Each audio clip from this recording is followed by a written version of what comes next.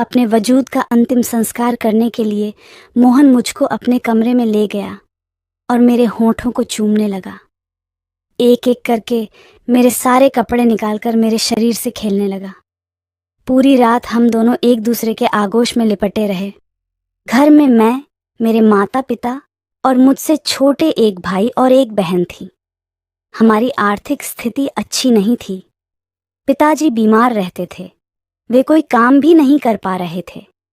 घर का खर्च चलाना बहुत मुश्किल हो गया था। हालत ये थी कि पिताजी का इलाज भी नहीं हो पा रहा था। एक दिन मैं रसोई घर में खाना बना रही थी कि तभी माँ ने आवाज़ दी, मैं पापा को पानी पिला दे, बुखार से उनके होंठ सूख रहे होंगे। मैं कटोरी चम्मच ले आई और पापा को थोड़ा सा पानी पिला दिया। पापा के पैर दबाते हुए माँ ने कहा, जरा अलमारी में देखना कि कितने पैसे रखे हैं, तुम्हारे पापा की दवा खत्म हो गई है। मैंने देखा कि अलमारी में तो इतने पैसे भी नहीं थे कि एक वक्त की दवा आ सके। मैं परेशान हो गई कि अब क्या करूं। किसी से मदद मिलने की कोई उम्मीद भी नहीं थी, क्योंकि हमने पहले ही बहुत लोगों से कर्ज ले रखा था। अचानक मुझको अपने पापा के पुराने दोस्त मोहन अंकल का ख्याल आया। किसी जमाने में वे दोनों अच्छे दोस्त थे, पर पता नहीं किसी वजह से मेरे पापा ने मोहन अंकल से दोस्ती तोड़ ली थी। मैं उसी वक्त मोहन अंकल के घर चल पड़ी। मोहन अंकल घर में अकेले थे। अचानक मुझको देखकर वे चौंक गए। कुछ समय पहले एक छोटी सी बच्ची दिखने वाली मैं आज खिलती कली सी खूबसूरत लग रही थी। मेरी निखरती जवानी को देखकर मोहन का चेहरा खिल उठा। जब मैंने बताया कि मेरे पापा की तबीयत ज्यादा खराब है और मैं मदद के लिए आई हूं, तो मेरी मजबूरी में मोहन को अपनी हैवानियत की जीत नजर आ रही थी।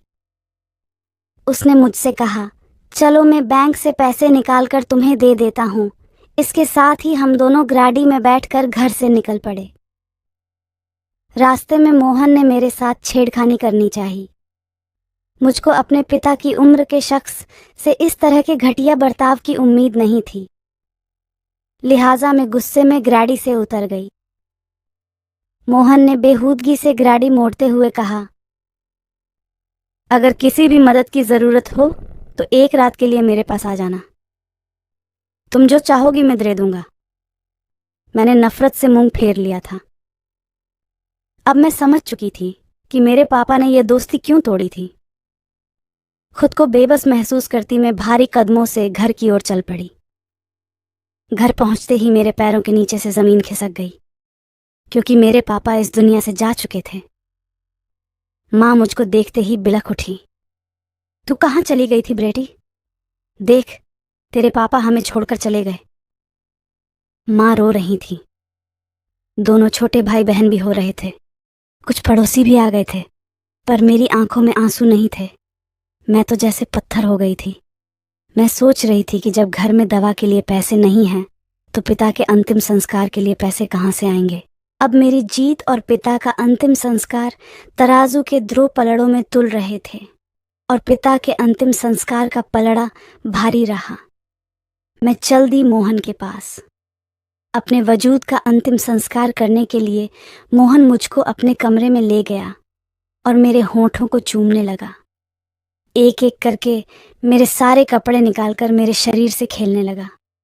पूरी रात हम दोनों एक दूसरे के आगोश में लिपटे रहे। सुबह होने से पहले मैं पैसे लेकर लौट आई थी। मेरे पिता का अंतिम संस्कार अच्छी तरह से हो गया। कुछ दिनों के खाने का भी इंतजाम हो गया था, लेकिन फिर वही चिंता। छोटे भाई बहनों की पढ़ाई और खाने पीने का खर्च कहाँ से आएगा? मुझको कुछ समझ नहीं आ रहा था। मैंने फिर मोहन से बात की। मोहन ने मुझको नौकरी दिलाने का भरोसा दिया था। शर्त वही थी। एक रात बूढ़ी माँ भाई बहन की ज़रूरतों को पूरा करने के लिए मैंने अपने अपनों की आहुति दे दी और मोहन के पास चली गई और अपना शरीर उसके हवाले कर दिया। मोहन ने मुझको अपने ही दफ्तर में नौकरी पर रख लिया। अब जब भी मोहन चाहता मुझको बुला लेता। न चाहते हुए भी मैं इस दलदल में फंसती चली गई। मेरी माँ कुछ कुछ समझ रही थी। पर विरोध नहीं कर पाती थी, क्योंकि वह जानती थी कि बिना पैसों के गुजारा करना मुश्किल था। धीरे धीरे मेरे दोनों भाई बहनों ने अपनी पढ़ाई पूरी कर ली और मेरी मुद्दत से ही मेरे भाई ने अपना अलग कारोबार शुरू कर लिया। मेरी छोटी बहन की भी पढ़ाई पूरी हो चुकी थी। उसके स्वभाव और खूबसूरती को देखते हुए एक अच्छे घर के लड़के ने शादी का प्रस्ताव भेजा। मुझको भी ये रिश्ता अच्छे लगा। ओ छोटू मंगनी पट विवाह हो गया। मैं बड़ी थी। माँ ने मुझसे शादी करने के लिए कहा। पुर में चुप रही। मैं जानती थी कि जिस दलदल में मैं फंस चुकी हूं, अब उससे बाहर नहीं निकल सकती। मोहन अब मेरे साथ ज्यादा से ज्यादा समय बिताता था, इसलिए उसने एक फ्लैट ले लिया था। वह अब मेरी इज्जत करता था। अक्सर मेरे लिए तो फिर लाता, कभी कभी बाहर भी घुमाने ले जाता। मैं खूबसूरत तो थी ही, अच्छे रहन सहन और महंगे कपड़ों ने मेरे रूप को और भी निखार दिया था। वक्त के साथ साथ मैंने अपनी अदाओं से लोगों का दिल जीतना भी सीख लिया था।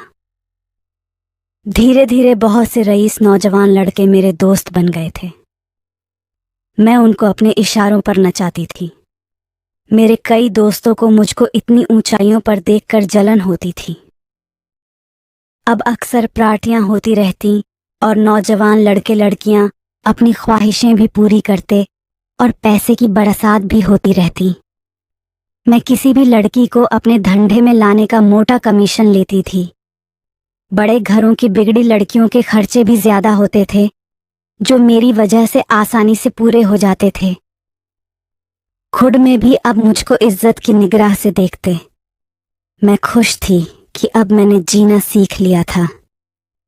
दोस्तों, अगर आपको कहानी अच्छी लगी है तो वीडियो को लाइक करें, शेयर करें और हमारे चैनल को सब्सक्राइब करें।